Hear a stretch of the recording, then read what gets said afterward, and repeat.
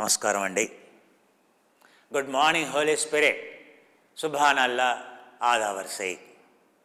మనం ప్రాణాయామం నేర్చుకుంటున్నాం. ప్రాణాయామంలో ప్రాకృతికము, వైకృతికమని, వైకృతికం అనేటువంటివి వేగంగా ఉండేటువంటి ప్రాణాయామాలని, ఆ వేగంగా ఉండేటువంటి ప్రాణాయామాలను ఆ యొక్క కణజాలాన్ని, ఆ కణజాలం లోపల ఉండేటువంటి జీవన ప్రక్రియల్ని క్రమబద్ధీకరిస్తాయని, ఆ యొక్క కణజాలం లోపల ఉండేటువంటి మాలిన్యాన్ని, శోధన క్రియల్ని పూర్తి చేస్తాయని, ప్రాకృతిక ప్రాణాయామాలు అనేవి రక్తంలో ప్రాణవాయువుని నింపేవని, మన యొక్క ఊపిరితిత్తుల యొక్క సామర్థ్యాన్ని పెంచేవని, ఆ రెండింటి యొక్క కలయికనే ప్రాణాయామం అంటామని, ఈ ప్రాకృతిక వైకృతిక ప్రాణాయామాల్ని చాలా జాగ్రత్తగా బ్యాలెన్స్ చేయాలని ఇటువంటి విషయం మనం స్పష్టంగా సాధన ద్వారా నేర్చుకుంటున్నాం. యోగాచార్యుని దగ్గరికి వెళ్ళినప్పుడు ఏ విధంగా నువ్వు ప్రాధేయపడాలి, ముముక్షత్వం ఉండేటువంటి వ్యక్తి ఏ విధంగా ప్రాధేయపడతాడు. ఇది శంకరాచార్య శ్రీశైల పర్వతాల్లో ఆయన తపస్సు చేస్తున్నప్పుడు ఆయన ప్రతిరోజు ఆ గురువుకి ఏ విధంగా మొదలుపెట్టేవాడు. తన గురువైనటువంటి గోవింద భగవత్ పదాచార్యుల వారికి ఏ విధంగా వేడుకుని, ఆహా నీ వల్ల నాకు ఈ భాగ్యం అవును. అందుకే ఈ చాంటింగ్ ఏదైతే ఉందో పట్టాభి జోయాస్ గారు కృష్ణమాచార్యుల వారికి చాలా ఇష్టం. ఈ యొక్క చాంటింగ్ అనేది ఈ శంకరాచార్యుల వారు యోగ తారావళి అనేటువంటి పుస్తకంలో 40 శ్లోకాలే ఉన్నాయి. గురువుని ఎలా వేడుకోవాలి, సాధకునికి ఉండాల్సినటువంటి లక్షణాలు ఏమిటి, శంకరాచార్య గారి కంటే గొప్పగా ఎవరు చెప్పలేరయ్యా. ఆ వివేక చూడమని కానీ, ఆ అపరోక్షానుభూతి అనేటువంటి ఆ యొక్క గ్రంథాన్ని చదివితే నీకు అర్థమవుతుందయ్యా. ఆ యొక్క శంకరాచార్య ఒక సాధకునికి ఉండాల్సినటువంటి ఒక లక్షణం ఏమిటి అనేటువంటి విషయం అర్థమవుతుంది. సంసారహాలం దావానలం మోహశాంత్యై. ఆ రామచిలక కూడా అలా వేడుకుంది ఆ యోగిని. ఆ యొక్క యోగి, ఆహా ఈ రామచిలకకి ఎంత భక్తియో కదా. అయ్యా అమ్మా రామచిలక, ఏ బాధ లేదు, నీకు రక్షించే ఉపాయాన్ని నేను చెప్తాను కదా అని దానికి ధర్మాన్ని ఉపదేశించాడు. మృత్యువు నుండి కాపాడేటువంటి మంత్రాన్ని ఆ యోగి చెప్పాడు. వేటగాడు వస్తాడు, వల వేస్తాడు, ఆపద తెలియని రామచిలక, గింజలు తిని మోసపోవను అనేటువంటి మంత్రాన్ని దానికి ఉద్బోధించాడు. హే రామచిలక, ఈ మంత్రం నువ్వు ప్రతిరోజు చదువు, ఉదయం మధ్యాహ్నం సాయంత్రం 3. నేను తపస్సు ఎలా చేస్తున్నాను, నువ్వు కూడా అలా చెట్టు మీద కూర్చొని నువ్వు తపస్సు చేసుకోమ్మా. ఈ మంత్ర సాధన అనేది అధమాదిక వాళ్ళకి నీకు చాలా గొప్పగా నీ మృత్యువు నుండి కాపాడేట మృత్యుంజయ మంత్రం. అవును, ఈ మృత్యుంజయ మంత్రం నీకు ఇస్తుంది అనేది చాలా గొప్పనైనటువంటి మంత్రం. అందుకని మృత్యుంజయ మంత్రాన్ని నువ్వు చదవమ్మా అని చెప్పాడు. వేటగాడు వస్తాడు, వల వేస్తాడు, ఆపద తెలియని రామచిలక, గింజలు తిని మోసపోవును. ఈ విధంగా అంత గొప్పనైనటువంటి ముని, అంత వరల్డ్ ఫేమస్ ముని. అవునా, మోర్ ఫేమస్ అంటే ఇంకా మనం మోర్ ఏముంటుందయ్యా, మోర్ హిస్టీరియా ఉంటుంది. అవునా, అందుకని ఆయన దగ్గర నుంచి ఒక్క వర్డ్ వచ్చినా కూడా $10,000 పెట్టుకొని మంత్రం కొనుక్కుంటున్నారు, $3,000 పెట్టి మంత్రం కొనుక్కుంటున్నారు అమెరికాలో. అంత మామూలు కాదు మరి. అందుకని ఆ రామచిలుకకి మంత్రం ఉచితంగా వచ్చింది. మరి ఎంత గొప్పతనమే. అందుకని భక్తి శ్రద్ధలతో ప్రతిరోజు ఉదయం సంధ్యావందనం, మధ్యాహ్నం పూట సంధ్యాకాలం, మరి సాయంత్రం పూట సంధ్యాకాలంలో ఆ యొక్క ఆస్పీషియస్ టైంలో ఈ ముని తపస్సు చేసుకుంటూ ఉంటే ఆ రామచిలుక ప్రతిరోజు చెట్టు మీద కూర్చొని చక్కగా తపస్సు చేసుకుంటుంది. ఏమని, వేటగాడు వస్తాడు, వల వేస్తాడు, ఆపద తెలియని రామచిలక, గింజలు తిని మోసపోవును. వేటగాడు వస్తాడు, వల వేస్తాడు, ఆపద తెలియని రామచిలక, గింజలు తిని మోసపోవును. వేటగాడు వస్తాడు, వల వేస్తాడు, ఆపద తెలియని రామచిలక, గింజలు తిని మోసపోవును. వేటగాడు వస్తాడు, వల వేస్తాడు, ఆపద తెలియని రామచిలక, గింజలు తిని మోసపోవు. వేటగాడు వేటగాడు వస్తాడు వల వేస్తాడు ఆపద తెలియని రామచిలక గింజలు తిని మోసపోవును మోసపోవును వేటగాడు వస్తాడు వల వేస్తాడు ఆపద తెలియని రామచిలక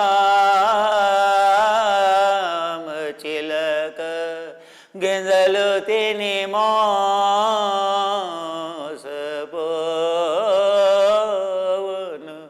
ఏ విధంగా రాగయుక్తంగా దానికి వచ్చినటువంటి రాగాలన్నీ స్వరాలన్నీ జోడించి పాపం ఎంతో భక్తి శ్రద్ధలతో ఆ యొక్క రామచిలక ఈ విధంగా తపస్సు చేయడం మొదలెట్టిందయ్యా.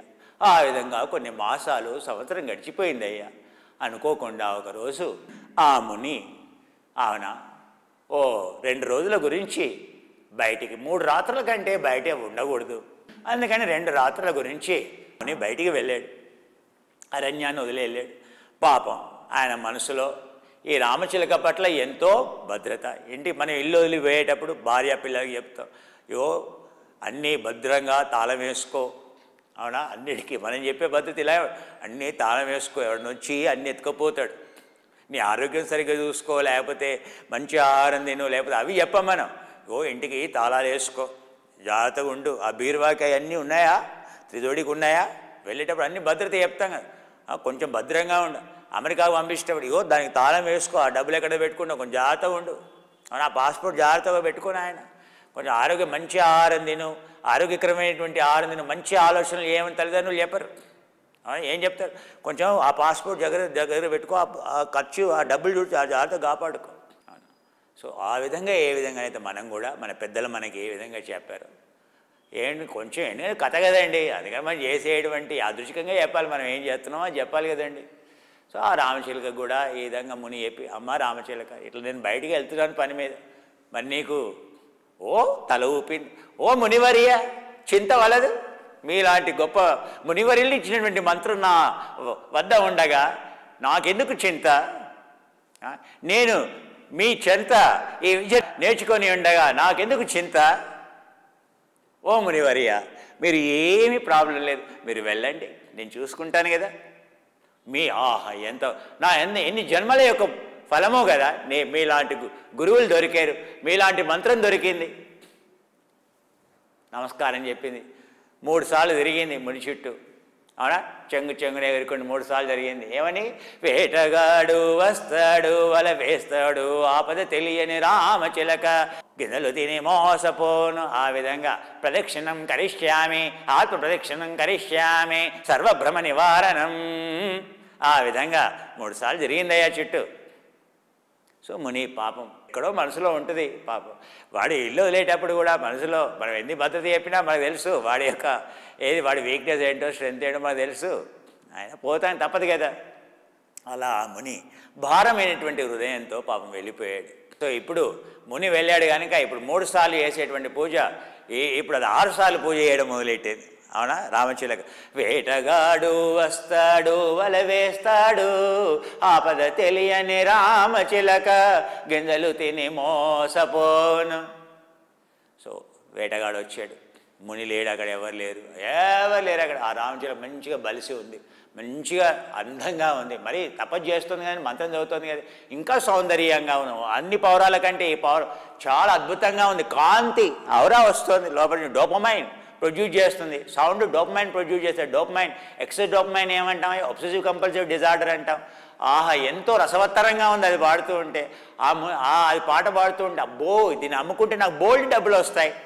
ఏమైందయ్యా, ఆ వేటగాడి కంటబడింది, ఆ వేటగాడు వచ్చాడు, ఆ చెట్టు కింద గింజలు విసిరాడు, ఆ గింజలు ఆ గింజలు తింది, ఆ గింజలు తినే ముందు మళ్ళీ చదివింది, మంత్రం చదివింది. ఏమని, వేటగాడు వస్తాడు వల వేస్తాడు ఆపద తెలియని రామచిలక గింజలు తిని మోసపోను అని మంత్రం చదువుకొని, ఎందుకంటే మంత్రం చదువుకొని మృత్యుంజయ మంత్రం కదా, చదువుకొని మళ్ళీ కిందకి దిగి మంచిగా గింజల్ని తిన్నది. తింటూ ఉంటేనే ఏమైందయ్యా, వలలో చిక్కుకుంది, అవునా. వేటగాడి భుజం మీద వలలో రామచిలక ఆ సంత దారికి వెళ్తోంది, ఆ యొక్క భుజం మీద ఉండేటి వలలో చిక్కుకున్నటువంటి ఆ రామచిలక పాట పాడుతుంది.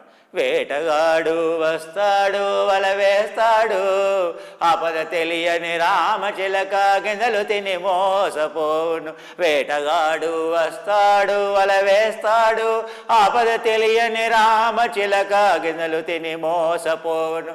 ఆ దారింట వెళ్ళేవాళ్ళు ఏంటి రామచిలక పాట పాడుతుంది. వేటగాడు వస్తాడు వల వేస్తాడు, ఆపద తెలియని రామచిలక గింజలు తిని మోసపోవును. ముని వచ్చాడు, చెట్టు మీద చూశాడు, రామచిలక కనపడలేదు. అర్థమైంది, అవునా, ధర్మం అనేది రక్షించేది కానీ మంత్రం అనేది రక్షించేది కానీ, అవును, ఆ మంత్రమే అర్థం కాకపోతే తజ్జ పదార్థ భావన తస్య వాచక ప్రణవ. శబ్దం ఎక్కడి నుంచి పుట్టింది? అది నీ గోలు, ఆ మౌనమే నీ గోలు. ఆ యొక్క శబ్దం మీద తస్య జపదార్థ జపదార్థ భావన. అర్థం ఏంటి? ఆ అంటే ఏంది, ఊ అంటే ఏంది, ఉమ్ అంటే ఏంది? అనిత్య స్వభావం మీద ధ్యానం చేయమని చెప్తున్నాడు పతంజలి. ఓం త్రయంబకం యజామహే సుగంధిం పుష్టివర్ధనం ఉర్వారుకమివ బంధనాన్ మృత్యోముక్షీయమమృతాత్. ఓం త్రయంబకం యజామహే సుగంధిం పుష్టివర్ధనం ఉర్వారుకమివ బంధనాన్ మృత్యోర్ముక్షీయమమృతాత్. ఇంకా మళ్ళీ మ్యూజిక్ పెట్టి మరి ఓం త్రయంబకం యజామహే సుగంధిం పుష్టివర్ధనం ఉర్వారుకమివ బంధనాత్ మృత్యోముక్షీయమమృతాత్. ఇంకా విభిన్న రకాలుగా ఇంట్లో ప్లే అవుతూనే ఉంటుంది. ఓం త్రయంబకం యజామహే సుగంధిం పుష్టివర్ధనం ఉర్వారుకమివ బంధనాత్ మృత్యోర్ముక్షీయమమృతాత్. అర్థమైందా? ఆ రామచిలకకి ఎలా అర్థమైందో. ఇది చదివితే మంచిదండి, ఉదయం పూట సాయంత్రం పూట. మహామృత్యుంజయ మంత్రం అయ్యా. ఓం త్రయంబకం యజామహే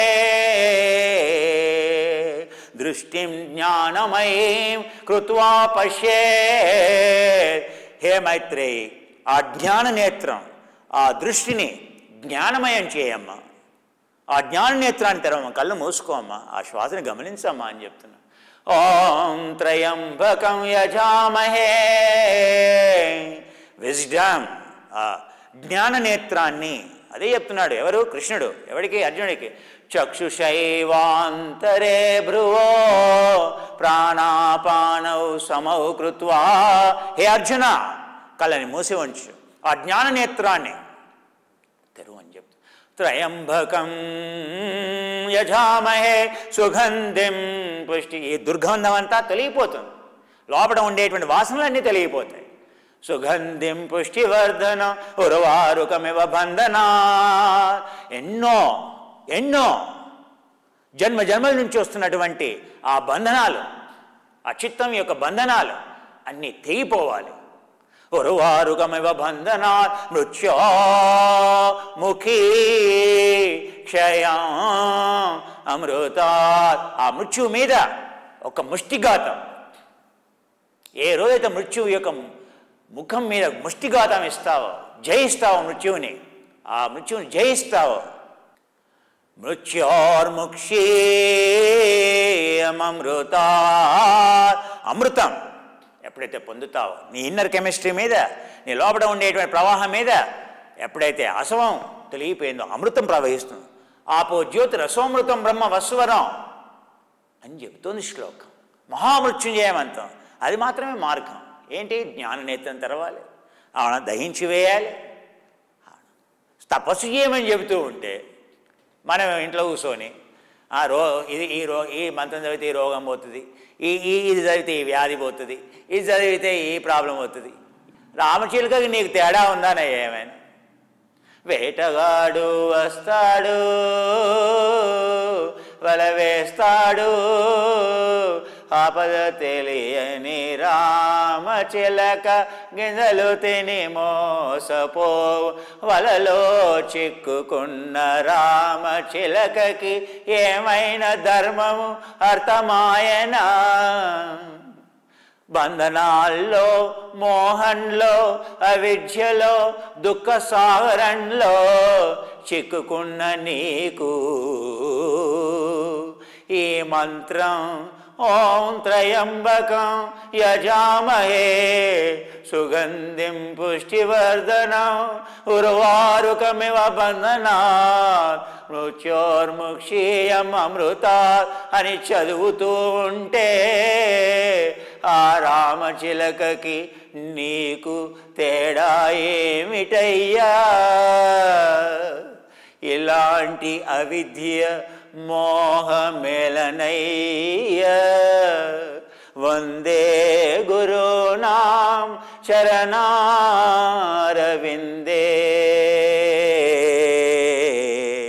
సందర్శిత స్వాత్మ సుఖావబోధై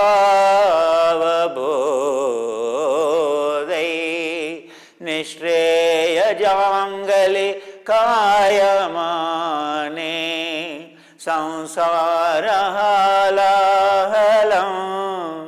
దావానలం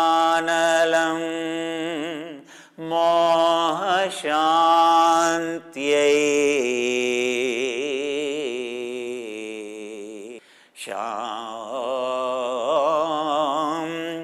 శాంతి శాంతి శాంతి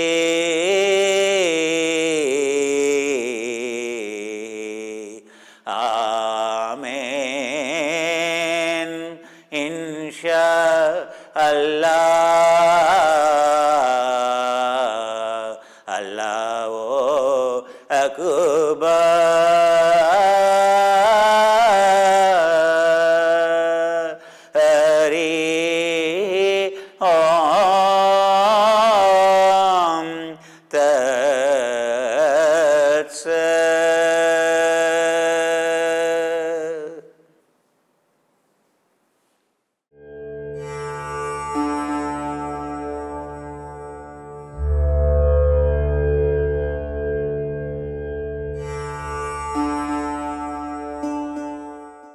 టిబెటియన్కి సంబంధించినటువంటి విన్యాసానికి సంబంధించినటువంటి 5 క్రియాయోగాలు మనం ఈరోజు ఒకసారి సాధన చేయడానికి ప్రయత్నిద్దాం.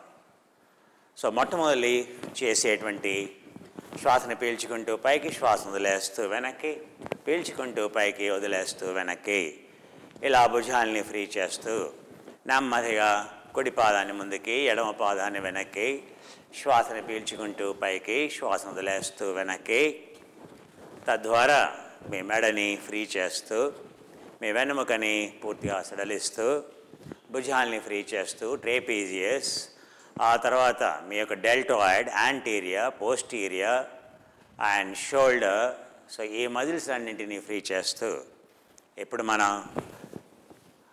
టిబెటియన్ బాక్స్ బ్రీదింగ్ సృష్టి క్రమం మొదలెడదాం.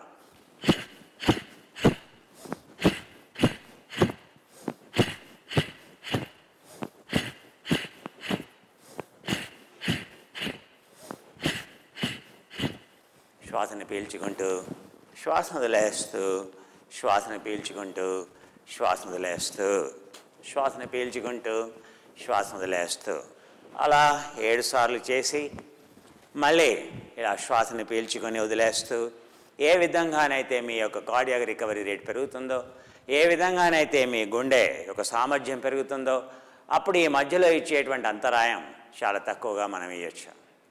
ఇప్పుడు సెకండ్ ఇచ్చేద్దాం. సో ఏ విధంగా చేతులు ఉంచండి, కాళ్ళని ఎడంగా ఉంచండి. రెండవది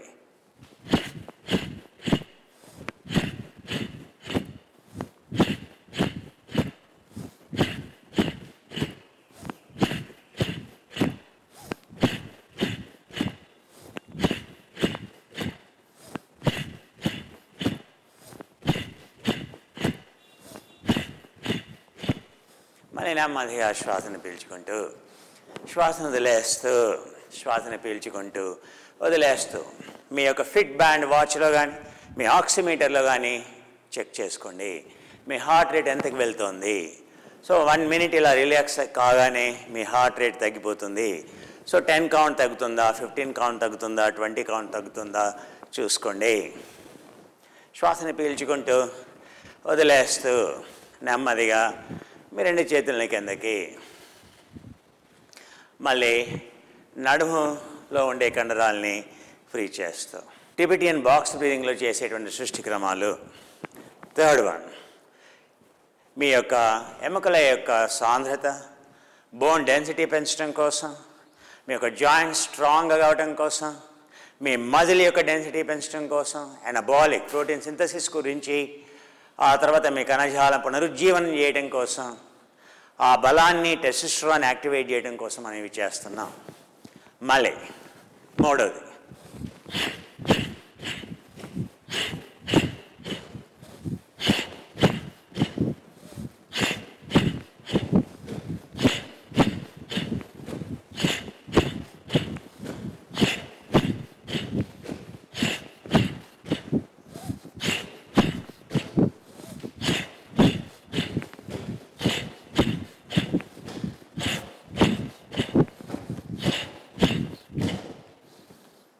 శ్వాసని పీల్చుకుంటూ వదిలేస్తూ.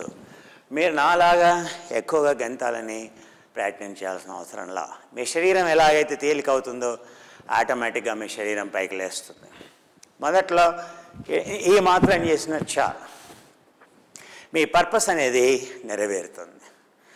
శ్వాసని పీల్చుకుంటూ శ్వాస వదిలేస్తూ ఇన్హేల్ ఎగ్జిహేల్, ఇన్హేల్ ఎగ్జిహేల్.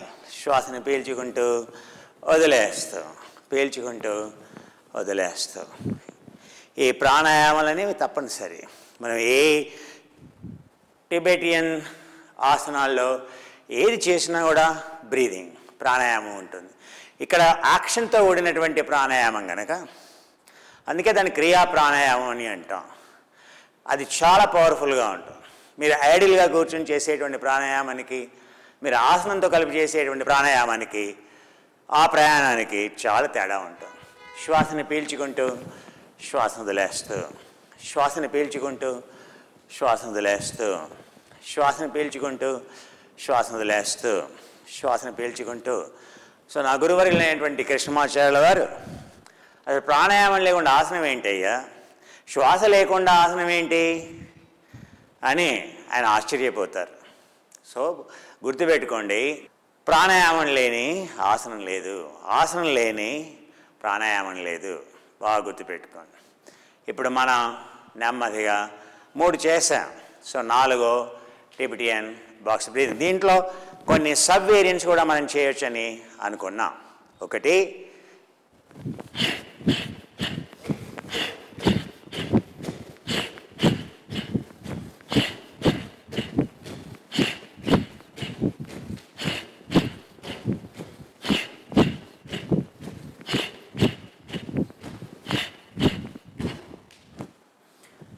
అష్టదిక్పాలకుల్ని ఆహ్వానించటం, ఆవాహన చేయటం అని అంటాం.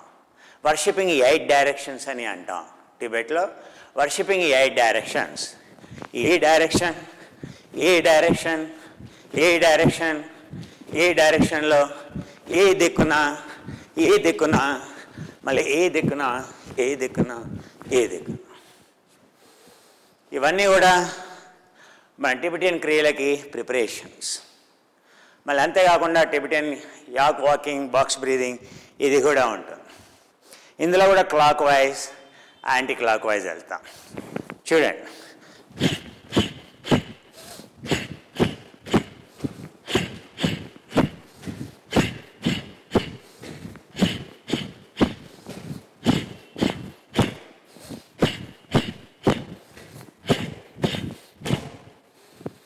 చేతులు ఇలా ఎందుకంటున్నాం, చేతులు ఎందుకు ముందుకు వెళ్తున్నాయి? కంప్రెషన్, పుల్లింగ్, ఈసెంట్రిక్ స్ట్రెచ్, దీన్ని concentric stretch, eccentric stretch, concentric stretch. దీన్ని కంప్రెషన్ అని అంటాం, దీన్ని పుల్లింగ్ అని అంటాం.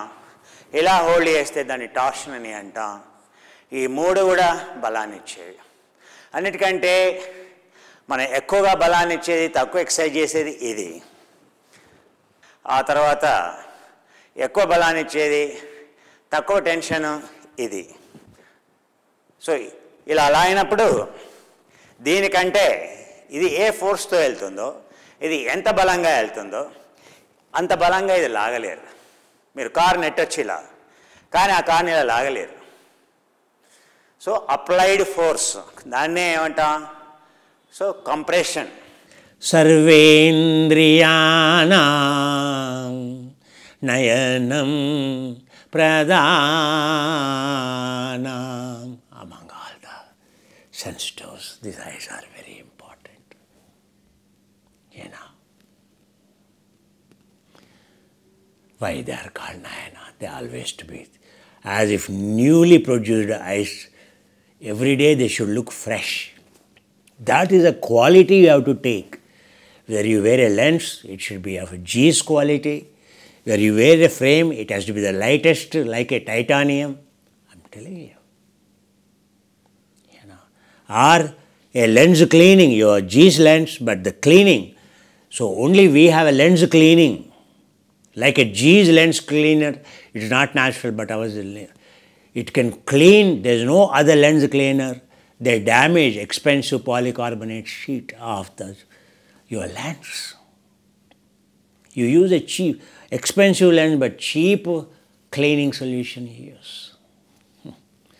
Our cleaning solution of the optics is the best. Whether your cameras or whether your, so phone cameras or for your, so for your specs. The most expensive lens you use, glasses you use, this.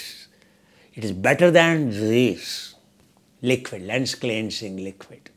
Do you know?